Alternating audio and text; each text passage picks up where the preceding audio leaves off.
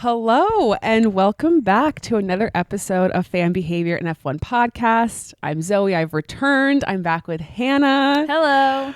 Charles Leclerc, race winner in Monaco. Oh my God. It's finally happened. We did it. We did it, Joe. We did it. Well, we didn't do much, but we believed. Honestly, I think we did a lot. Yeah. We put a lot of energy over a lot of years.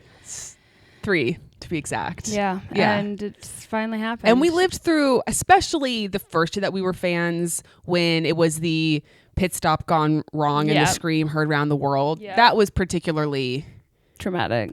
Yeah. That was really bad. Yeah. So we deserved this. All of the Tifosi deserve. Yeah. And I feel like no matter, I really can't imagine someone not being a Charles Leclerc fan, or at least having some sort of affection for him. Yeah, respect. Right. But I feel like even if he's low on your list of drivers, I mean, you got to be happy for the guy to get his historical moment. Victory. Yeah. It's a dream come true. It's a dream come true. Yeah. Exactly. Precisely. So just so excited. You know, and as we'll get into, it makes up for the fact that everything else was lame as hell. Yeah.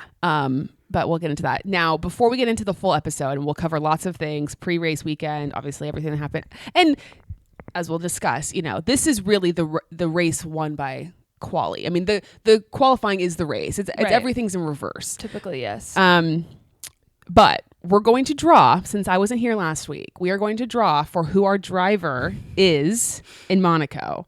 Obviously, we know what's gone down. So... And I honestly, for some of these, I need to go back and put in the actual points because I think for Miami, I have yet to put in your points haul for because you had Charles Leclerc in Miami, but Emma, we both didn't get points. Okay, Monaco driver. Nervous. Who's it gonna be? Oscar! Oh my gosh, that's great. That's such a thrill.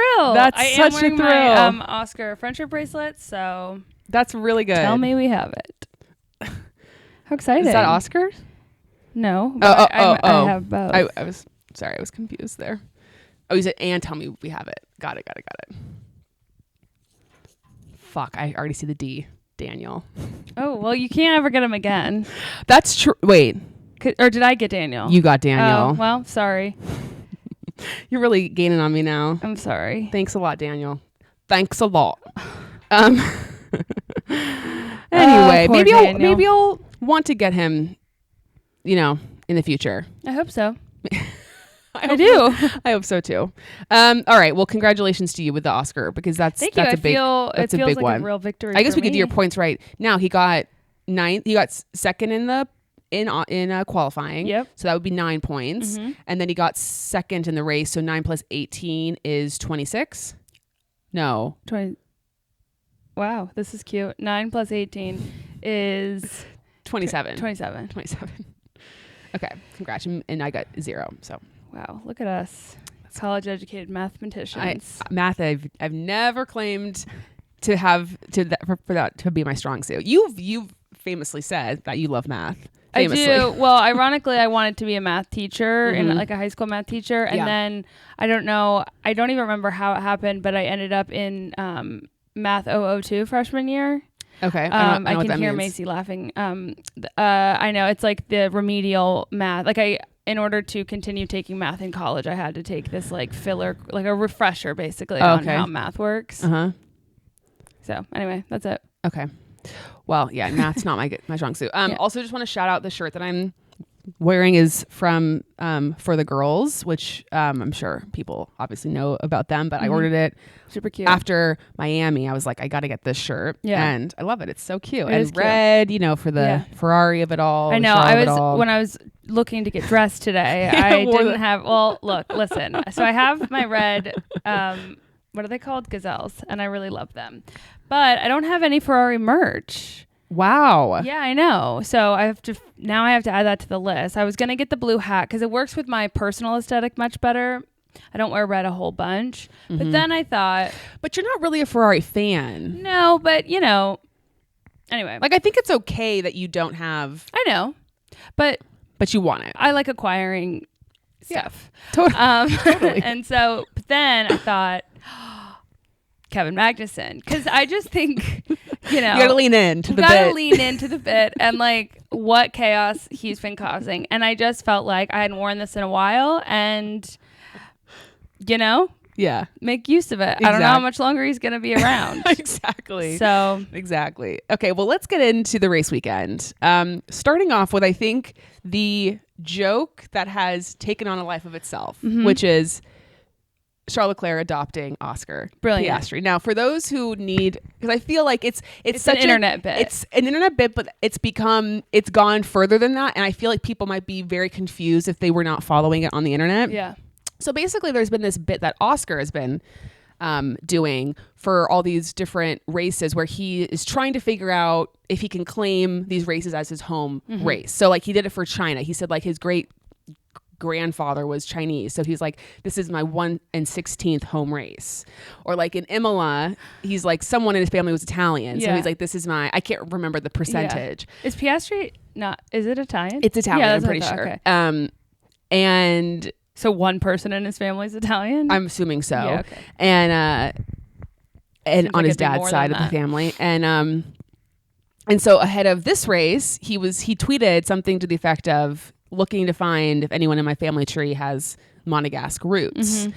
And Charles Leclerc, and this is just the perfect example of Charles Leclerc's humor. Yes. He's just excellent. Because I feel, my dad was talking about this during the race. He was like, I don't know that I always see Charles' personality. Sometimes I don't always see it come through, but it's like, then you're not looking hard enough, because it's definitely there. It definitely exists. He responded to Oscar's tweet and said, I will adopt you if needed. And then it just perfect took off like wildfire. Oscar finishes, it was the first practice. Oscar finishes second in FP1, and F1, which is just like, this sport isn't real. F1 puts on their like classification, whatever ticker that goes out, Oscar Piastri Leclerc. Charles responds and says, like, mixed day for the Leclerc family.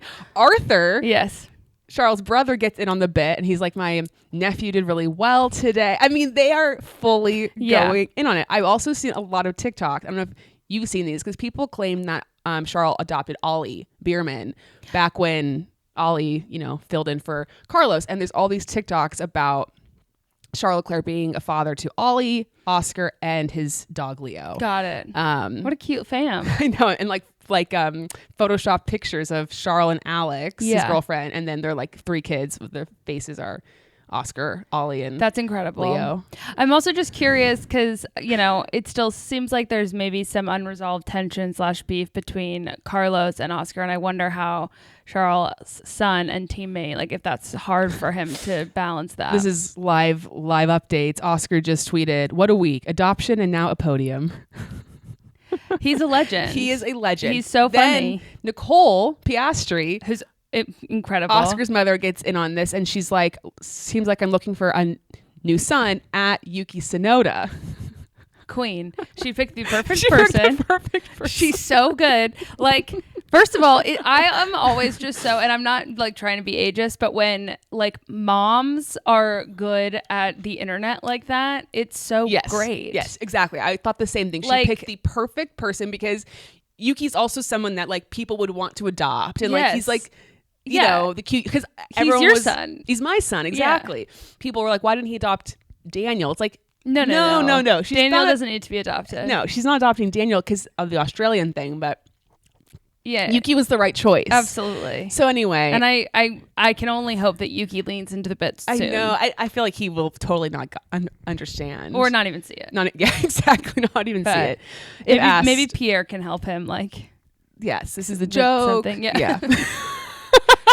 Just if someone play Yuki at the beginning of the podcast where Zoe goes over the whole background, and then I think Yuki will go, oh, that's funny, and then he'll say something and it won't be as funny and it'll just be over. Yeah, exactly. And father and son on the podium together, like it really was just a great weekend. And honestly, like the fact that Formula One did that is incredible. It wasn't just like in like commentator saying it, like it's just goes to show you that this sport is completely made up and hilarious. Yeah, and it's like we can't take any of this all that seriously because it's really just it's all made up. It's and just it's for fun. also just like brilliant marketing. Yeah, it does make me really like reaffirm in my heart my love of like. I'm just like, yes, this is why I like you guys. Like, this is why I like Charles and I like Oscar, because they have fun and they're, you know, and I really believe like once the oldies retire, the ones, you know, the guys in my top that are reaching a certain age. Yeah.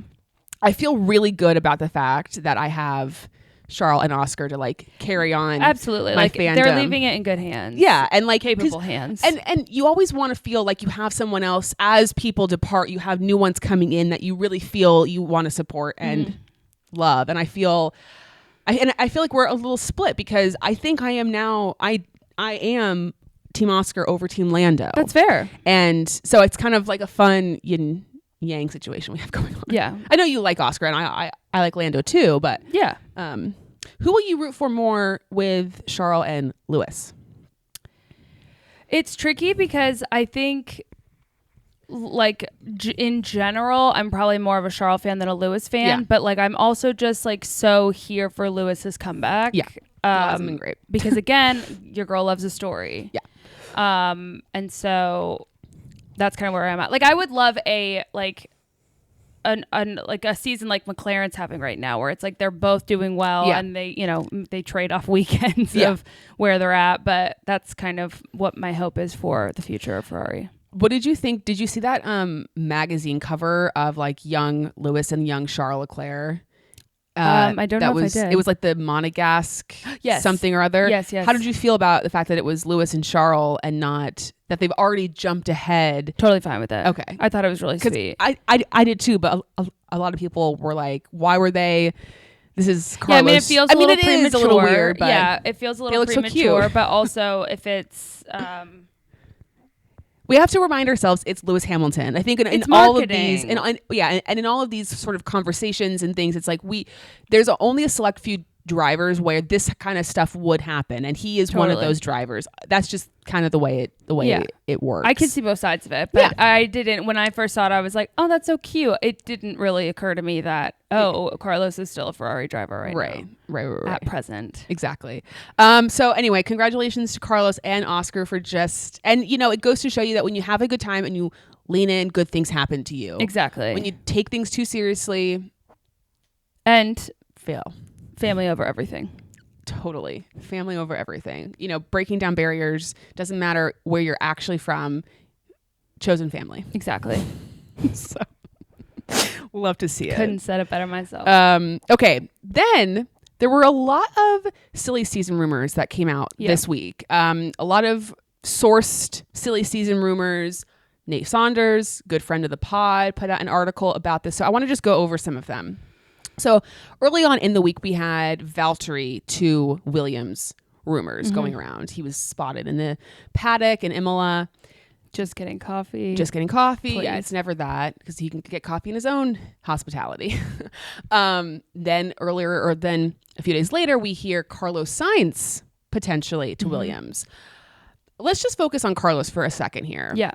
Because I feel like he's the bottleneck, you know, he's for sure stopping everything. Yeah, it feels like everyone's waiting for his decision. And I just there's so many things in flux because you have, it sounds like Red Bull wants to keep Checo, which we'll get into, like, yes, the Checo of it all, and also the fact that they are completely just, they're not even considering Yuki as just like, which so is fine. I think me. it's a horrible environment for Yuki anyway.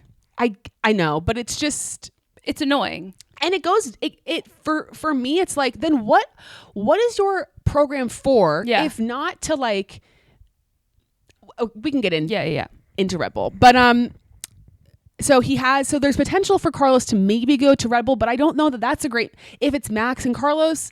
No. And that's why we said this before, Red Bull is it's like the second driver thing is actually like, it's very difficult because they can't get a driver that's not good enough, but then that if a driver's too good and they're competing, it's a hard place to be as a second driver. Absolutely.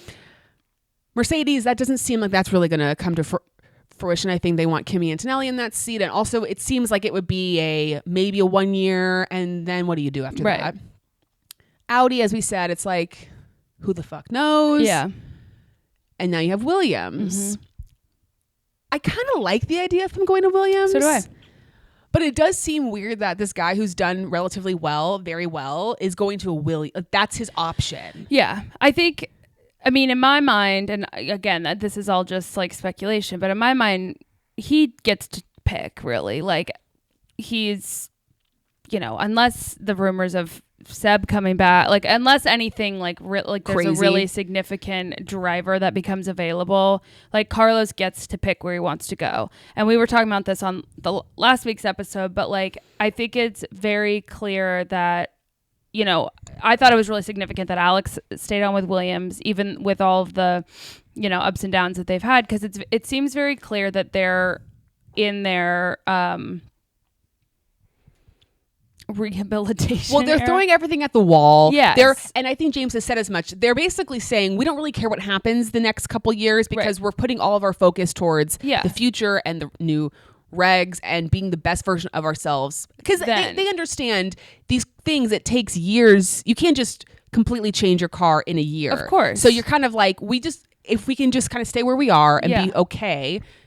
And I mean, when everything's, it's like, you don't want to if everything's going to change soon, when you don't have the same budget as everybody else, like, you're gonna put, you're not gonna like spend a bunch of time trying to put everything into this car when it's just gonna have to 180 again. So I think I can see where Carlos might be playing the long game with Williams, because it's very clear to me. James seems like an incredible leader, and then they're building a program. Like, they're, I think, really trying to. They're focusing on what matters, I think, and so I don't think Williams would be a bad call. I just, for someone like Carlos, who has had success and has been, at the front of the pack for a really long time, mentally, can he reconcile with, like, this is just for now, but we're building a program? Because you just never know. Like, it's not a guarantee, obviously.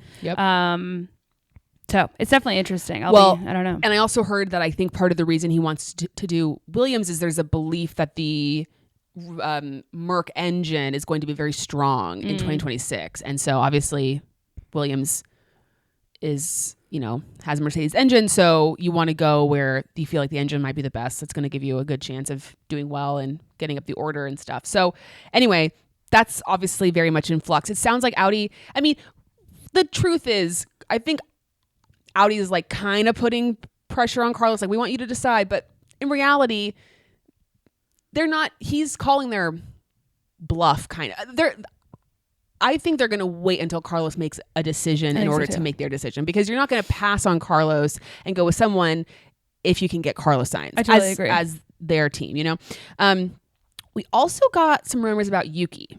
Yes. And which I want to get into more, because basically in this Nate article for ESPN, he basically talks about how Yuki wants out of the Red Bull program because he sees no signs of going forward. Yeah. And on one hand, I'm like, of course he should, because if there's no chance of him getting to Red Bull, you're stuck in this family where it's very confined. Yeah.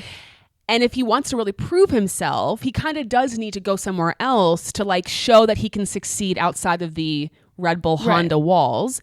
And in a lot of ways, if they're not willing to promote you, it makes you feel like, am I even safe here? Like, will they, because, they're relentless. They change people whenever they want. Right. Exactly. And he's doing so well that I think he has there's a lot of goodwill surrounding him that I think he could find himself in a good, fine seat.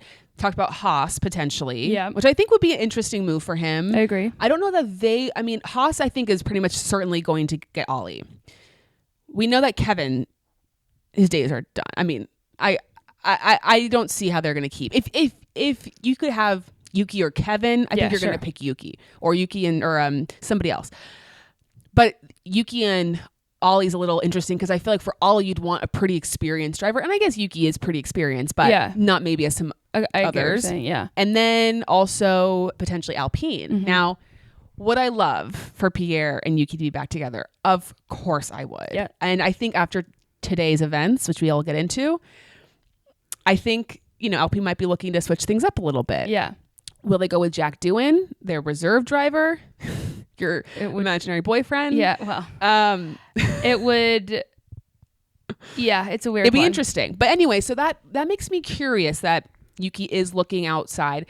Reports have said that they want to keep Daniel around, which is, it's not, I feel like I'm like the Daniel defender over here, or the but I think Daniel has, obviously on paper it looks bad, but I actually think if you're looking at like the pace between him and Yuki, it's not like some huge discrepancy. I just think hasn't qualified very well. And I think if you don't qualify well in that car, you're kind of fucked. Yeah. Especially in Monaco. But his like Miami result shows like he can really pull something out if he needs to. And again, marketing, money. And Daniel and Liam is like an interesting pairing. Yeah, I like that. And I feel like for Liam's sake, that's like a good person to gain some experience from, understand how you do car setup and all that stuff that you would want to learn from like an experienced driver. Yeah, that makes sense. And then we had Esteban to Haas rumors, which again, after today's events, maybe Haas is saying, not so sure. Look, with Esteban, I'm just like, is it different if he's driving with someone that he likes? Well, I mean, we've had Esteban and Checo as teammates, disaster. Yeah. Esteban and Fernando as teammates, disaster. Well, yeah, but he doesn't like Fernando because they were team. I think he kind of. It's like I guess the only teammate I feel like he actually has been fine with was Daniel, and I think it was because Daniel crushed him so badly that year because it was Esteban's like first year back after he left or whatever that. It was never, when you are beating someone so badly, you can't ever really have beef because they're far away. There's no beef. Yeah. But I mean, can you see Esteban having beef with Ollie Bierman? No. I cannot even imagine that. Well, no. And also he would be the experienced driver on the team. So interesting. Valtteri is kind of a person in play. We don't really know where that's going to go. In my opinion, I feel like the drivers right now who are out, I feel like Kevin is not going to get a seat. I feel like Joe is not going to get a seat, and I feel like Logan is not going to get a seat. Yeah, I think those are and then we're going to bring in Liam, we're going to bring in Ollie, and I think we're going to bring in Kimmy. That's my prediction as of this current time. Feels like it could be quite accurate. But where these people will go, who's to say? Yeah, no one knows. Where would you like to see these people? Like, where would you like to see Yuki? I'm really curious about Yuki changing teams. For all of the, issues that they've had from a driver perspective, it seems like Haas is getting better. It makes me sad to think that it might be because Gunter has left the team, because, we love him, but they seem like they're doing well. I just want, and this is such like an obvious thing to say, but like I want him to go, he's doing so well and he needs to get out of the Red Bull family, but I want him to go to a team that's going to like he's still going to be able to drive well. Right. And Alpine's looking a little bit better, like at least as of, today. I guess in the last couple of weeks there's been some moments, and but I don't know. Do you think there's any chance? Like, so let's say Checo, like the next couple races, Checo continue. Let's say he continues to have. Let's even just give him a little bit of. Let's say he does fine, not great, but he does fine in the next few races. Like, do they keep Checo, or what happens then? I think it's interesting because at the beginning of this season, and I don't remember like points wise where we compared to last year, but like. In the past, Max has dominated so much that it's more of like a reputation thing when Checo doesn't perform well, rather than it being like a issue of like winning or not. But obviously we're still early into the season, but it would be interesting to see like if Checo keeps performing poorly and they do become more at risk of points and stuff, then it's kind of like, okay, well, have you lost your edge? Can you compete? Because in a lot of ways, if he can stay on par to what he did last year, he's the best option in that driver relationship because he's comfortable enough. Do you think Daniel would be better than Checo in the Red Bull? Like, do you think? Yes. I kind of, and again, delusional fan, whatever. I kind of think so too. Mm-hmm. I kind of think, but we never will really. We won't know until we know. Until if it ever happens. Yeah.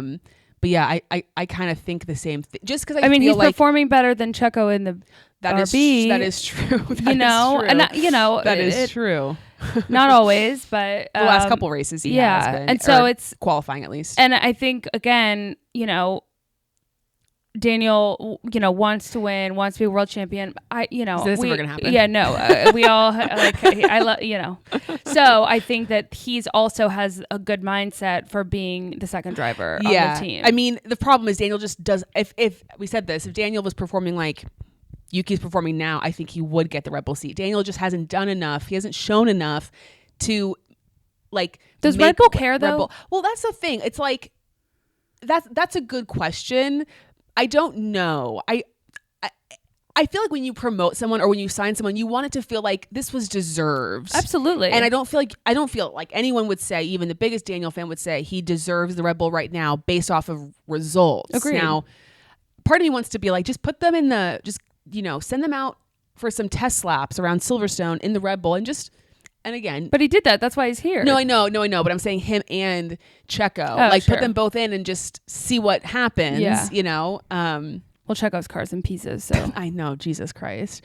Anyway, we have a lot of time to discuss silly season and what's going to transpire. It would be helpful if they just all made their choices soon. Yeah, I know. Yeah, that's how I feel. Like, I just hate I can always accept, like, what's going to happen. Like, if a decision is made, I can always...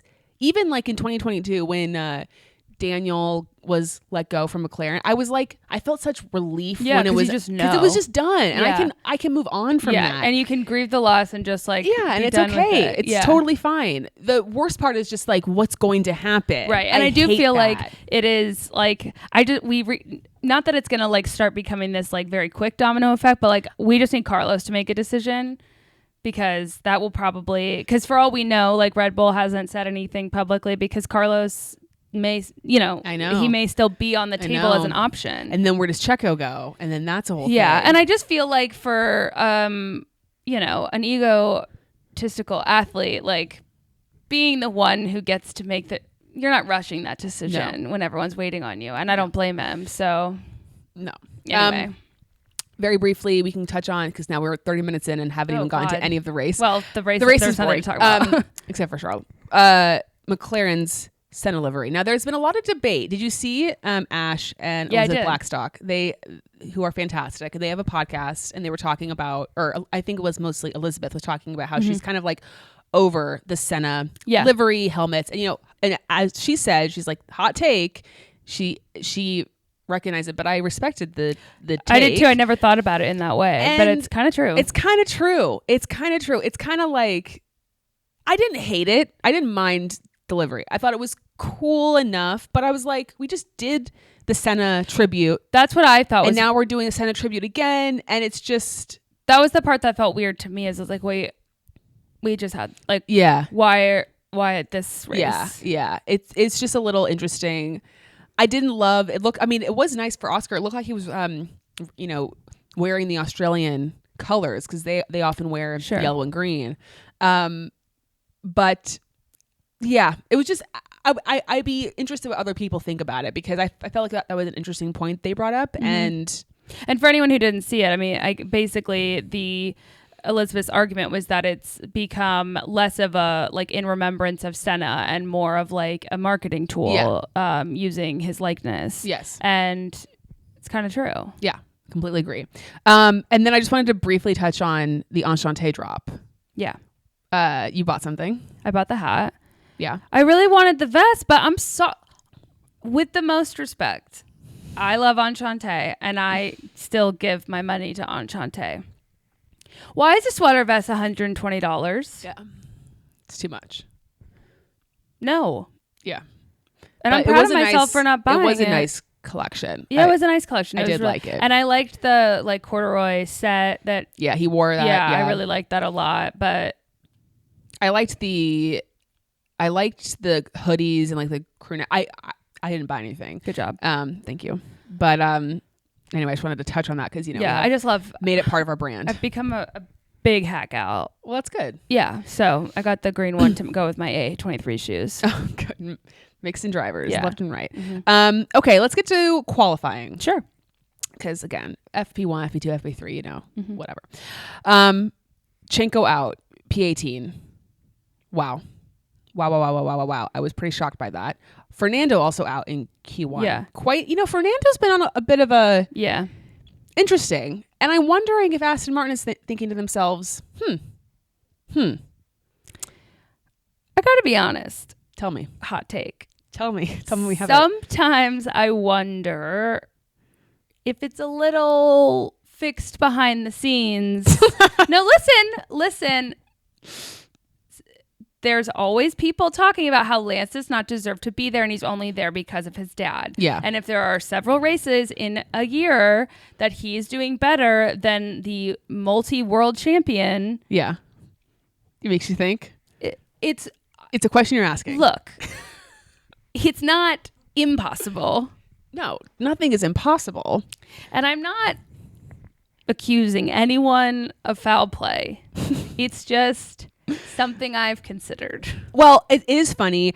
I saw someone tweet about how basically every team that Fernando goes to, apparently Fernando is just terrible with car development. And every team that he goes to, the car ends up taking like a bunch of steps backwards. And you kind of, when you look at it, it kind of is true. Like he was with McLaren when they were terrible. He goes to Alpine right after Daniel left Renault, which was, where they were like, because Daniel got on a couple podiums with Renault. That first year when he was there, I think Esteban won a race. They did pretty well, but then they just kind of kept taking steps backwards. Then he goes to Aston Martin. His first season, he got on so many podiums. Like they were doing so well. And now this year, they're kind of struggling to even score points at this point. Yeah. And it makes you wonder, is Fernando just not giving very good feedback? What's going on there? And it makes you... And Lance is really good at data. He is, apparently. But it does make you think about how people have talked about, for example, Daniel's input on the RB and that car has done so much better because of his input in terms of car development and stuff like that. Now, whether or not, how much of that is true or whatever, but that car is a lot better than it was last year. So it is funny. But part of me just wonders if Aston Martin is wondering to themselves, should we have put Yuki in this car with a Honda partnership coming up and him doing very well? Now Yuki and Lance's teammates would have been, because, well, I was gonna say Yuki's not gonna be doing anything. He's looking out for himself and he's not gonna be trying. I can't imagine Yuki being like, yeah, sure, I'll help out Lance Stroll. Yeah. But I can't really picture that about Fernando either. And today Fernando did try to help out Lance Stroll. Yeah. And also Fernando's seat is safe until Fernando doesn't want to drive anymore. Yeah, that's true. Anyway, just interesting that he was out in Q1. Also Checo. I mean, it's just second week in a row he's been out-qualified and I quote, what a joke. And honestly, agreed. For you. Like, you're the joke, I mean, it is funny when they say that, because it's like, what do you the joke? Yeah. That they made you get out in P18. But it's the second week in a row he's been out qualified by both of the RBs, which is interesting. So, I mean, say what you want about Daniel, but you should be looking at Checo. Yeah, I mean, P13 is a hell of a lot better. Yeah, exactly. Than P18.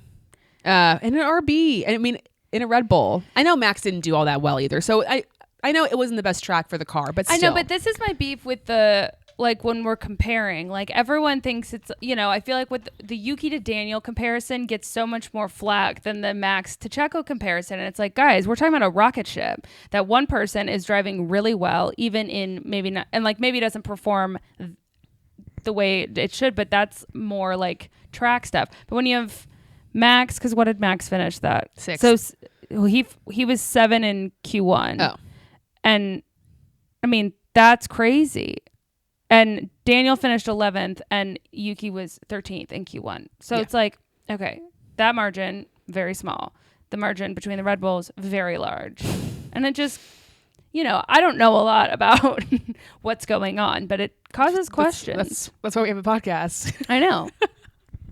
Just keeping it real. That's what the haters say to us in the comments.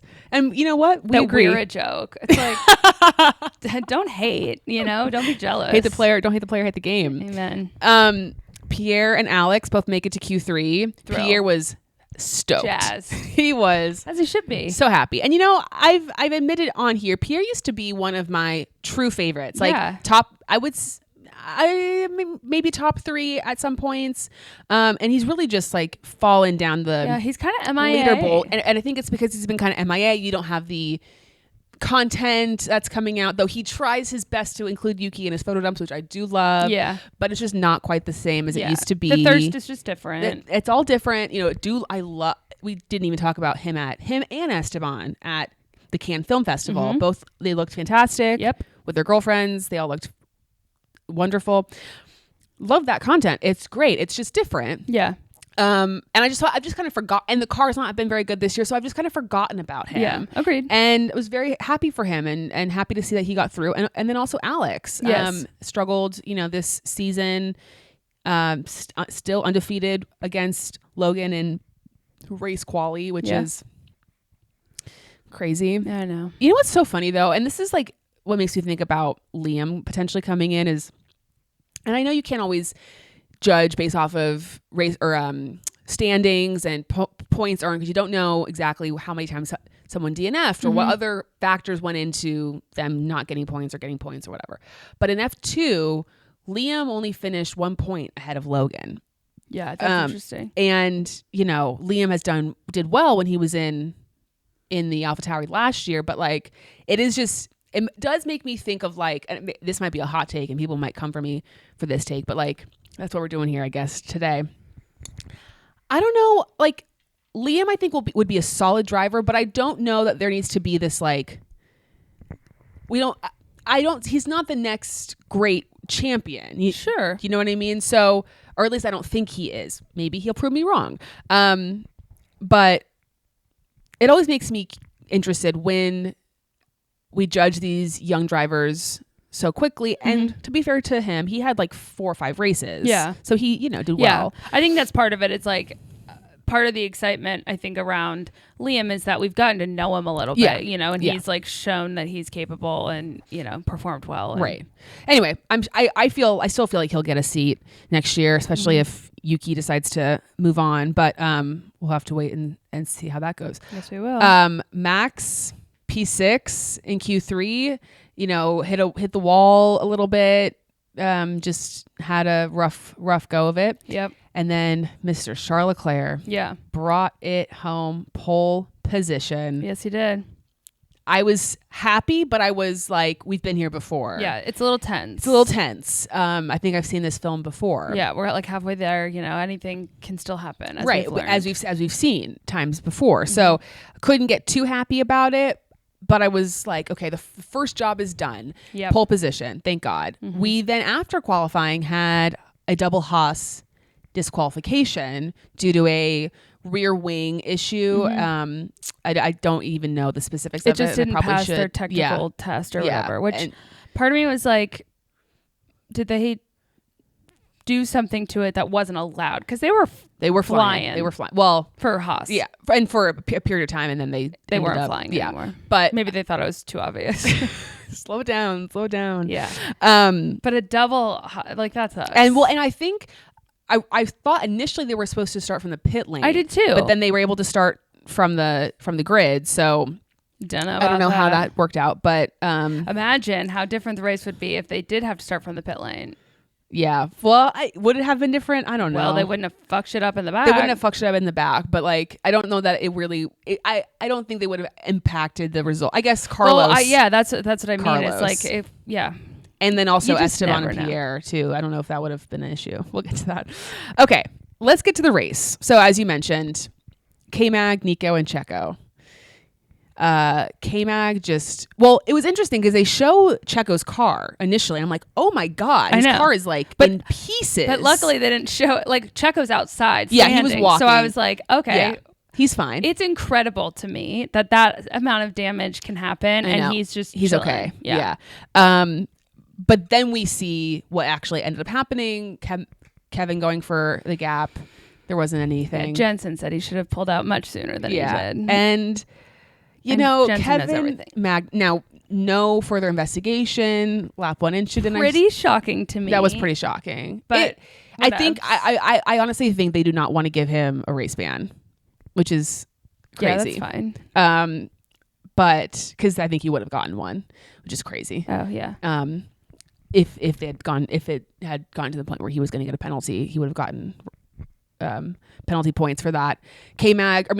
Nico gets caught up in that whole thing. Almost escaped. Luckily, Joe was. I thought that they were at the very back, but Joe was actually behind them all, and he just kind of he escaped as well. Didn't really matter for his race. Carlos gets a puncture. Mm-hmm. And what was weird is they showed Carlos's puncture first. Yep. Well, because he went off. No, I know, but like just in the order, yeah, I guess so. But anyway, I was just like, oh no, Carlos's race is over, and then all of a sudden it cuts to Checo's car, basically just this, smushed. The cockpit of the car is all that's left, and I was like, oh my God. Yes, and then we see that Esteban decided to just send it yeet over the right rear of Pierre. I was like, what are you doing? Pierre was livid. Of course he was. And so dangerous. And it's interesting. Well, did you read his Instagram story, Esteban? No, but how is he explaining his He actions? said, today's incident was my fault. The gap was too small in the end, and I apologize to the team on this one. Why don't you apologize specifically to your driver? But whatever. Hoping for a deserved points finish for the team today. But then Bruno, team principal, said there will be consequences. Yeah, good. Which, what does that mean? Who knows? Consequences can be anything. He does get a five place grid penalty for next race, which is quite hefty. So he'll probably start at the back. Probably. Maybe if he qualifies, maybe he get into Q3. I don't know. But that's not great. And it's just always been bad vibes at Alpine. Yeah. It's just been bad vibes. And that's why you got to bring in Yuki. Improve the vibes. Yeah. And bring back Cyril. I mean, there's no surprise that their golden days were Cyril, Daniel. Sorry. But that was crazy. So crazy. That was crazy. And then it's like, because of the red flag, it was like, please don't tell me that he's going to get to race still. Thankfully, and he did not. We saw him in his jeans. So we knew he wasn't going to be able to race. What was I going to say? But the problem with the red flag was, well, then we find out Carlos gets to because they didn't get through the first sector, blah, blah, blah, blah, blah. Carlos gets to keep his place. Well, everybody does. Well, I guess they're starting.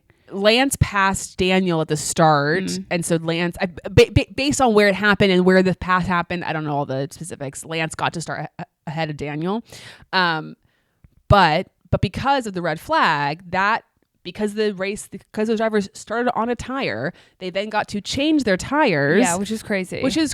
And like, this is the worst race for that to happen. Agreed. Because the only interesting part of Monaco as a race is the strategy. Yeah. And when you pit and when you don't pit, and maybe you can get an advantage because of that. But if you can't pit and everyone's backed up, I mean, it's just... Yeah. There's nothing to do. Yeah. And quite literally. And that snooze fest. And I kept saying to my dad was like, you need to chill out. Like, you need to think about like the biggest, what's most important here, which is Charles Leclerc getting a win. So even if the race is so boring, that's great because it means Charles Leclerc. And I said, of course, that's my priority. But like, I don't want to just watch what are we Daniel doing? On Fernando's ass. Yeah, they're all just driving for today. 70 laps, like, because he literally cannot pass him. Yeah. And Fernando's trying to build a gap enough so that Lance can pit, and only for him to get a puncture 12 seconds later. Yeah. Classic. Oh, also, this has nothing to do with the race really, but I was going to ask if you ever see this, because during one of the shots during the race, I saw that on a corner of the street in Monaco, there's this big Steak and Shake. And I was just curious. Did you ever see that? Do you know if it's the American Steak and Shake that has a franchise there? Yes. I have been to I've walked through. I didn't eat there, but I've walked through it. We're actually going to talk about one of the restaurants shown on screen later. I have a personal story. Okay, great. Anyway, I just thought that was funny that Monaco has a Steak and Shake. They do. It looks fancier than the ones. It is nice. Yes, it is nice. Yeah. I did write down that I appreciated Carlos the whole weekend. He was very like, I'm here to help Charles win. Yeah. The priorities. Well, he said it. His face did not support his arguments, but I'm glad. I appreciate that. That gave, I've had my trials and tribulations with Carlos over the season, and I'm not going to say that we're in a great place right now, but we're in a better place. Yeah. And for that, and if he can just make a decision, then maybe we'll be in an even better place. Yeah. So hop to it. Yeah, he'll feel less stressed too. Yeah, exactly. Yeah, I wrote down Fernando was being just back and just slowing the pack up and Fernando's probably like one of the best defensive drivers on the Formula One grid. So like you're literally never going to pass Fernando in Monaco. Like it's just not going to happen. Right. And I feel like the only overtakes that happened were against Logan and Joe. Mm-hmm. Which obvious. Sorry. I could do that too. I'm kidding. But like those are the two you'd expect someone to be able to overtake in Monaco. But like Lance, I think because he had the puncture, he pits, he gets on soft tires. I think passed Joe and Logan, but then he gets right up to Bottas and he can't pass because Bottas is a driver, experienced, and he's not going to pass him, even though the tire advantage is so mighty. It's just not going to happen. Happy for Pierre and Alex to get points. Yep. Very happy for them, especially Pierre after, almost being taken out by his teammate. Could have been really bad. Yep. And Williams is finally on the board. Williams is on the board. Nothing. Yuki continues to have great performances after great performances and doing just an excellent I loved his job. radio when he was like, "That's what I like to hear." I was like, "Okay, sure it is." he's like that's such an American thing to say. But that's so funny. And then Charles Leclerc. Let's just take a moment to just. I got a little emo. Talk. I know, and like you could tell he was about to cry. I know. And then he brought up his dad and how he was like getting emotional in the car, and he was like, "Not yet now, Charles." Yeah. And he just was so thrilled. Yeah. So thrilled. His brother looks so happy. Everyone looks so happy. Did you see? I actually love the shot of Rebecca crossing her fingers. Did you see that? Yeah. That was funny because my parents were saying how whenever they cut to like one of the girlfriends or wives or whatever, they always just look so perfect and they're like so calm and whatever. And they were like, imagine if they cut to one, they were just like stuffing their face with like a hamburger or like they had like wiping their mouth off or something. You would just never that would be funny. No. My favorite was when Alex looked like she was praying the rosary on her friendship bracelet. Which Crafty was like, her Taylor Swift friendship bracelet. I'm like, we can drop the Taylor Swift piece, but yes. Oh my God. We didn't even talk about the grid walk. Did you watch the grid walk? No. Okay. It was Taylor and Travis there? No, they were not. It was just very chaotic. Mason Mount was there. I saw. Joe Jonas was there. Alexandra Daddario was there. Your twin? My twin. Nick. Galatzine. Yep. Gave Charles the pole position award. Not sure what he was wearing when he. I know. Very strange. Lily Herman posted about that. Was like, sorry, why are you in Berks? Like, first of all, you're meeting Charles Leclerc. Yeah. You're like at a function. Yeah. Yeah. Like people don't even like. Famous people don't even wear that like when they're not going to be presenting anything. I know. You're at a function. Monaco. Yeah, in you're Monaco. at a function. And we did learn that Anne Hathaway is a fan, which is incredible. Anne Hathaway, just excellent taste. Daniel Ricciardo at the Met Gala. Charles Leclerc. I mean, thank you, Anne, for being... Why wasn't Anne at the race? I know. Maybe she's got other things she's got to do. Booked and busy, I suppose. Who else? Oh, Michael Douglas was there. A lot of other like athletes, soccer players, because the season has ended. But it was just a chaotic. It was a chaotic How'd Martin grid do? walk. He was stressed. Yeah. He was stressed. He goes up to Joe Jonas, or as he's approaching Joe. He's like, I'm not really sure which Jonas brother this is. God, he's such a legend. Now, can you, because I'll have to go back and rewatch it, but what's the height difference between Joe and Martin? Is it about the same? It's about from what I can remember, it was about the same. Yeah. Small boys. Small, probably like 5'8", 5'9" is my guess. I mean, I don't know.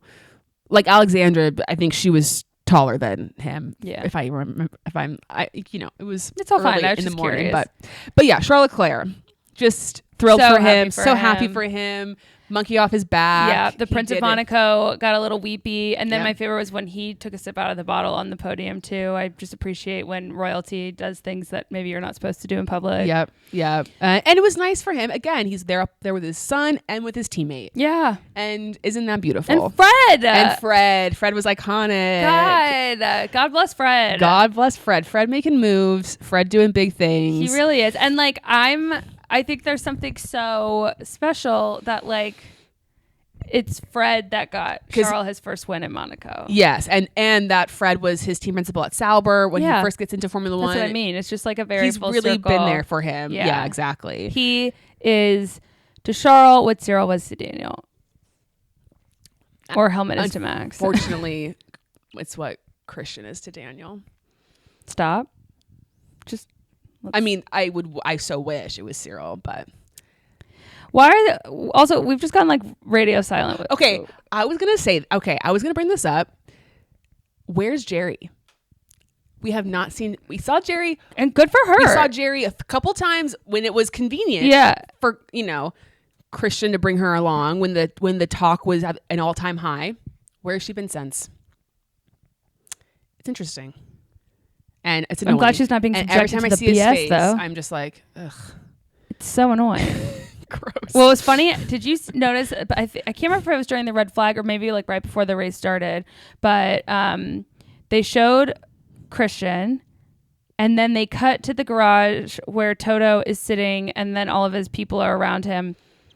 And he kind of has this weird smirk on his face, but you could, because there's a delay, it's still showing Christian's face. Oh no! And he just kind of looked like Toto and Fred were doing weird things to each other yesterday, messing with each other. Of course, as they pranksters do. That they are. Like what a combo! Too. I know. What it reminds me of is in 17 again. Not really, but it's like the Zac Efron and his best friend. And one of them's a genius. Yeah. And one of them, hot.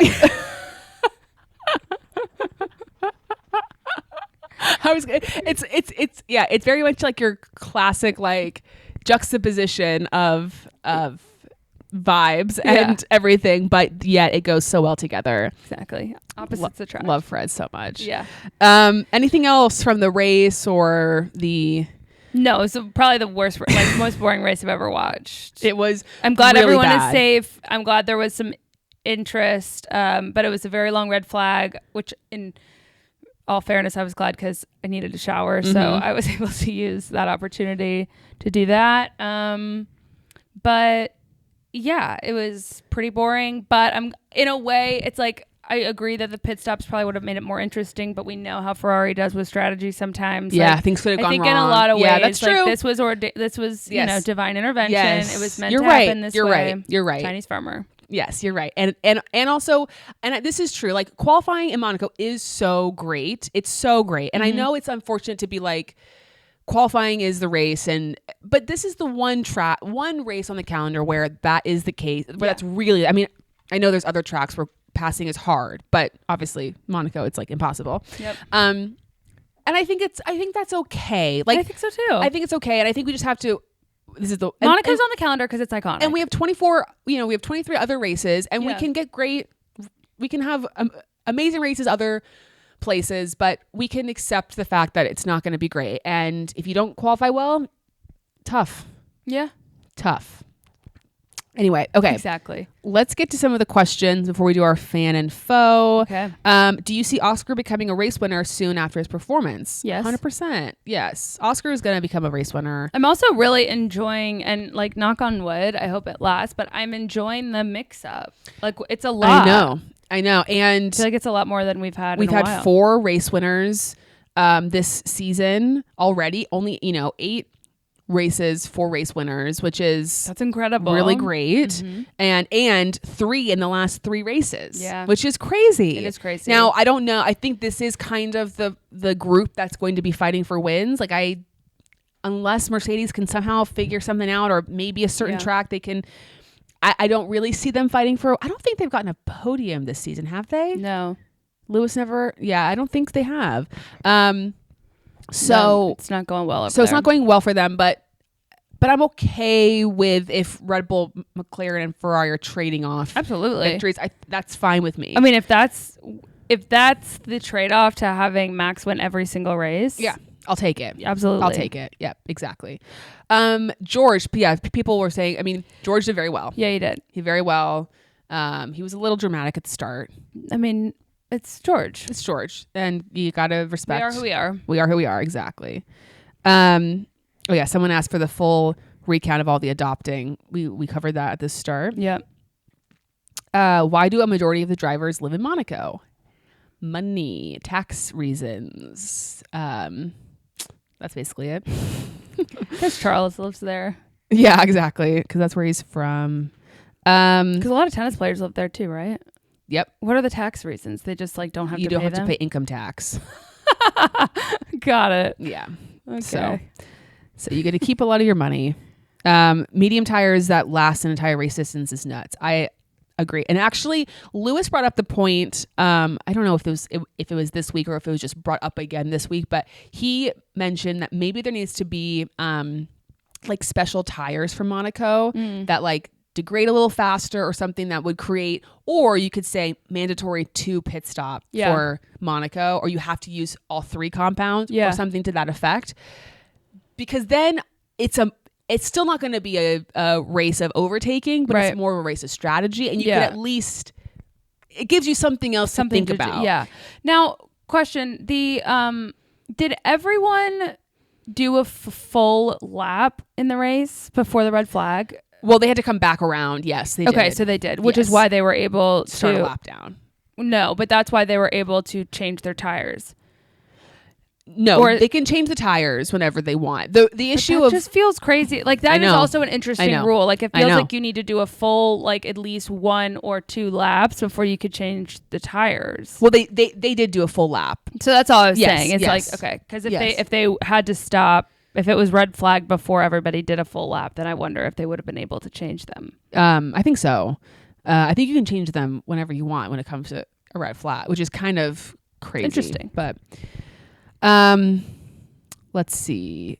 Alpine ragging on Ocon to the media. That is kind of crazy. I mean, you rarely see a principal really come down on their own driver. Yeah, I think especially because it sounded like it was happening in real time. It wasn't like, and I get it because like Ocon probably was doing like, you know, his post-race interviews, but to me it's something that like it almost seems like Bruno didn't even have the chance to talk to Ocon before he went to the press and was having that conversation because we were finding about it during the race. And yeah, I think it's a tough one because like obviously like Bruno's well within his right to have the conversation about it and to talk to the press about it, but and I didn't actually hear it, so I don't know his tone, but I imagine he was pissed off and it probably came off that way. And you know the French can get emotional for sure, 100%. He's French, right? Yeah, he's French. Just checking. Will the Strolls adopt Oscar in time for Canada? I'm not sure if that request is going to be made. Yeah. But maybe he has Canadian blood in his family. Look, if anything, he's going to ask to be adopted by Scotty and Chloe. Circumvent the situation. The video of Kevin's daughter pulling his t-shirt. Oh yeah. Let's talk about. Oh, is that your? Sorry, we can get there. Sorry.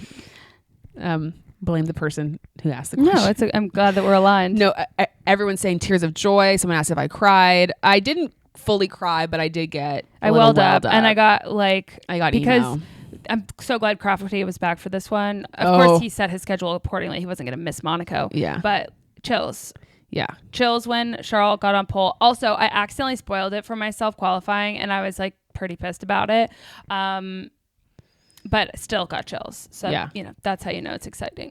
Yeah, it was so good. I'm just so thrilled for him. we've had a lot of curses broken this really season with and Lando's I think it has curse. to do with our words. With our words, we got to choose them carefully now for next race. Okay, so that was, a lot of people say the same stuff, which is just thrilled for Charles Leclerc and God bless him. Kurt. God bless Kurt. Okay, do we want to do fan info and then choose the word for Canada?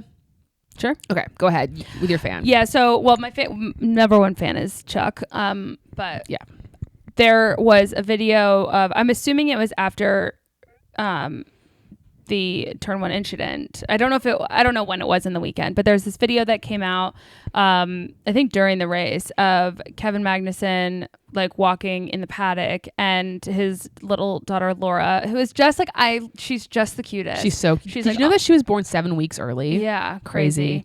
She's so small and cute, but she's like on her little scooter, and it's like a fan video or whatever, and I think there's like music over it, but the idea is that I think someone's trying to get Kevin's attention to get his autograph, and he doesn't turn around, and so Laura goes up to him and is like pulling on his shirt, and when he turns to look at her, she like points, like basically reminding him like, Dad, don't bite the hand that fed you, like go sign these people's autographs. And then he does, and it's really cute, and then she blows them a kiss after her. I know. It was just so sweet, so cute. And in one hand I was like, okay, thank you so much for filming this, that was the sweetest thing, and then the other hand I'm like, please stop filming other people's children. I know, it felt a little, I know, weird, but also they're not doing, I don't think there's any like malintention. No, it's just this I just think about being in the public eye when you have kids, or like imagine like that's your child and then now this moment is like on the internet. It's kind of, it's a great moment, but it's a little bit like, and like they've obviously decided to have her around in the paddock and she's gonna be, so like I get it, they've made a decision around that, but it's just she's just so cute though. So cute. I know. And she's like, and to be that aware at that age and be like, Dad, they're calling for you. Like, what are you doing? Yeah. Thing is very, she'll understand why he doesn't stop for everybody that yells his name. I hope she becomes an F1 driver. Oh my God, that'd be so I cool. also saw, do you see Penelope on the sim? No. She was not like the actual sim, but like, one of those racing things. She was sitting on someone's lap that was like doing the pedals, but she was racing, and she was hitting a little bit of walls, but she was keeping it in. And how old is she? She's probably like 6 or 7 or something. That's impressive. You should see me do one of those arcade car games. I know. I'm like, let's get Penelope, let's get Laura, let's get all these girls into racing, and well, and it'll be like Yas and whatever, Max's dad and Kevin's dad drove together. Max and Kevin drove together, and then maybe one day Penelope, I guess if he and Kelly stay together, I don't know, it might not be that interesting if they're not together anymore, but well, Penelope, her dad is also a Laura, ex-Formula 1 driver. Yeah, but we don't really know it. He's not part of the conversation. Yeah. We're talking about the generational change of Max. Yes. To Max to Penelope. Yes. Thanks for following me on that journey.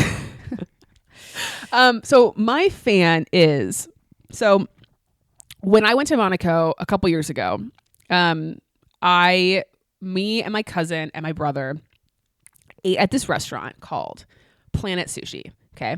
And this was maybe a few months into my F1 fandom. So I hadn't, watched a ton of F1 at this point.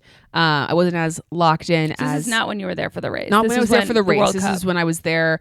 This is when I went over for our family friend's birthday in Germany. Heard. And we eat at this place, Planet Sushi, twice. We don't realize at the time that we are directly across from the start finish line. Like it's the place right across. Oh, wow. And we ate there twice. We had a great time. We loved it. And Planet Sushi was shown so prominently during the podium celebration. It was right to the left of the podium. And it just brought back good memories for me. And I just thought, wow, I've been there to Planet Sushi, and now Charles Leclerc is winning Monaco. Yeah. And I saw Charles Leclerc when I was in Monaco. Yeah. And I'm not going to say, I know everyone's saying, Zoe, you broke the curse. Like, you were there last year. You something about the air. And for that, I'll just say you're welcome. It didn't hurt. No, it did not hurt. No. Chinese farmer, everything has to happen a certain way. Exactly. You only realize with time how things transpire. And imagine if you only went to Planet Sushi once. Exactly. We may still be tired. So if you ever go to Monaco, hit up Planet Sushi. It's right there on the start finish line or the quite a grid name. line. It's very American sounding. Yeah, exactly. And it's just fun. Good sushi though. Good sushi.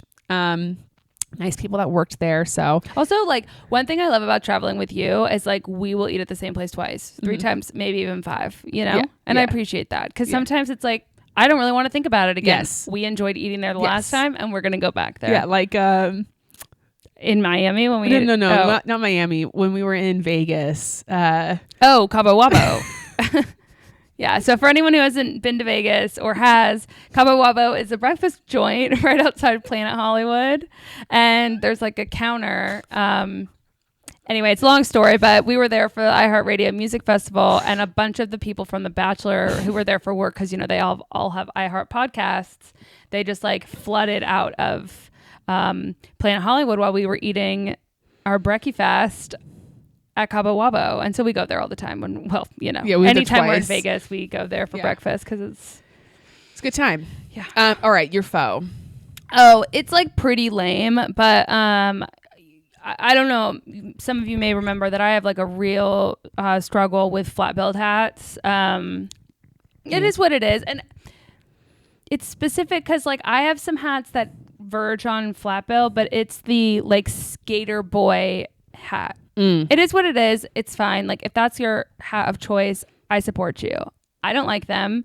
And during Oscar's post-quali interview, not only was he wearing a very, very borderline flat-billed hat, but he was wearing an orange hat with his yellow race suit. And it occurred to me, did they not have hats made for the yellow suit, or did Oscar just not wear the correct hat? I don't know. That's a great question. Because here's my beef. If we're going to go full send with a livery uniform change, then we need to go full kit. Okay, I'm going to look up on Instagram because I feel like there's got to be a hat. There's got to be a hat. And he just didn't get the right one. He picked the Monster Energy one. Well, he's wearing the also, orange hat tonight or today. How do we think Zach Brown chooses between Indy and Monaco? Does he like just go back and forth? He went to Indy this year. No, I know. Oh. How do you you mean like alternating? Yeah. Do you That's know a good question. No, I do not know. I do not know. No one knows. Big weekend in race cars. In race. Big weekend in race. I have race. Yeah. Who got Scotty McLaughlin. I'm looking at I'm not seeing a specialty hat here. Well, guys, I think that was a miss. Maybe I'm missing it, but anyway. Maybe I missed it too. Agree. Anyway, and then I got confused, and I don't know what the logistics are here. I don't know but like it seemed like a lot of the mechanics in the garage were also not outfitted in the special colors. But I don't know if like the mechanics have to stay in the same thing year. Right? Like I don't know if there are rules there that I'm not aware of, but I don't know. Yep. That's it. It's super minor gripe, but that's all. So my pho is also like not really that serious, but it's something that I just would like. Honestly, I prefer non-serious photos. Yeah. I mean, obviously the pho is like, there was no racing in Monaco. My pho, so they were asked in the press conference, the drivers that were in the press conference were asked their favorite movies. I don't know if you saw this. No. And so it's Esteban, Yuki, George, Max, Charles, and somebody else. Or maybe Charles was the last one, Alex and Charles. And Esteban says The Dark Knight Rises, which why didn't you pick The Dark Knight? Like that's so much better than The Dark Knight Rises. But anyway, that's your decision. Yuki obviously picked Transporter, which is a Jason Statham movie. Right. On brand. George picks Casino Royale, James Bond, also on brand. Max picks Wolf of Wall Street and The Hangover. Feels on brand, and also surprised he watches movies, but those make sense. Yeah. Alex picks The Grand Budapest Hotel, which is an artsy pick. So yeah. good for Alex. That also tracks. Yeah. Though. And then Charles Leclerc says, he goes, The Hangover is a good one, but honestly, Harry Potter is my favorite, which first of all, makes sense. Which one? He just said Harry Potter in general, but he mentioned, he just loved Harry Potter. He like knew all the lines. And then George says, I actually have a video of Charles back when we were karting, pretending to be Harry Potter with a broom between his legs. And he's like, and Charles like, don't share that, or don't show that to anyone. And then we see later, he pulls it up and you can see like a picture on his, he like kind of is holding it up to Charles Leclerc, and it's a picture I just want to say to George, release the photo. Yeah. Don't withhold evidence. Don't withhold it. And like, we want to see it. And I don't like when people bring things up and then they don't share it. I know. It's like, I have information, can't tell you. Ha ha ha. Yeah. It's like, and I want to see the shot of Charles Leclerc acting like Harry Potter. So it's a very low stakes foe, but it is. It is incredibly low stakes, but I feel your pain and hopefully he'll release it. Yes, exactly. Okay. Word for Canada. Now, we can debate here. We can decide. No, it has the alliteration. It has to sound. Okay. It has to be a k. So we're doing, because I know we've gone back and forth about Montreal, Canada. And so what do we want to do here? Oh. I'm cool with doing Canada. That's good, because I have a word for C. Okay. So go for it. Chaos. Oh, gosh. Okay. Really? I guess chaos can mean lots of things. This is what I said when I was talking with Neha and Irene, is that chaos doesn't, like, I want it to be an interesting race. I'm not, I'm not wishing for injuries or incidents that cause lots of problems. I just need something more exciting than what I witnessed. That now, had Charles not won this race, I would never want to discuss it again. That's how bored I was. Yeah, we wouldn't have done a podcast. No. Well, we would have not talked about the race for any amount of time. Yeah. So I'm just looking for a little bit of chaos. Plus, I really like the track. Montreal. Yeah, it's fun. It's a good one. So mine is confidence. Okay. Confidence in Canada. Now, I'm not exactly sure. That's the point. It's like, it's like your word of the year. It's like, this is what I'm feeling. This is what feels internal, and then allow it to become like, what it through becomes the week. Yeah. Yes. Yeah. So confidence chaos. and chaos. Confident chaos. We'll have to see how that transpires. Do we want to draw now?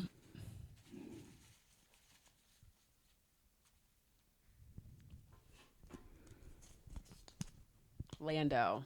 Okay. Yes. Here's hoping. Yeah, here's hoping. Okay, your turn. I thought you were going to hold the Oh, sorry. I'm just writing it down. You're all good. I don't think either of us have gotten Lando yet. Kevin. Why? Well, because I'm wearing his freaking shirt.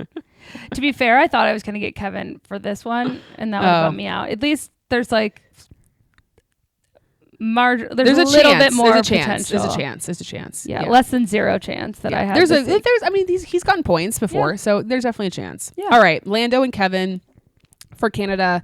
All right, anything else you want to discuss before we wrap things up here? I don't believe so. Thank you all for listening. Hope you guys enjoyed the weekend despite the lackluster race, but it was an historic weekend. We will be doing a pyramid this week, so stay tuned for that as well. I know it's been a couple weeks off, but we're back on with it, so that will be great. Anything else you want to add? Oh, if you haven't, I said this before, rated us on Spotify. We are so close to hitting 1,000 ratings on Spotify. So if you just take a moment, hit the 5 stars, subscribe to the YouTube channel, write and a your review next family dinner or dinner with friends, just take their phones and rate it. Yes, we'd really appreciate that. Hitting that 1,000 will be very meaningful for us. Yes. Anything else? No. All right, guys. We'll see you next week. Enchante.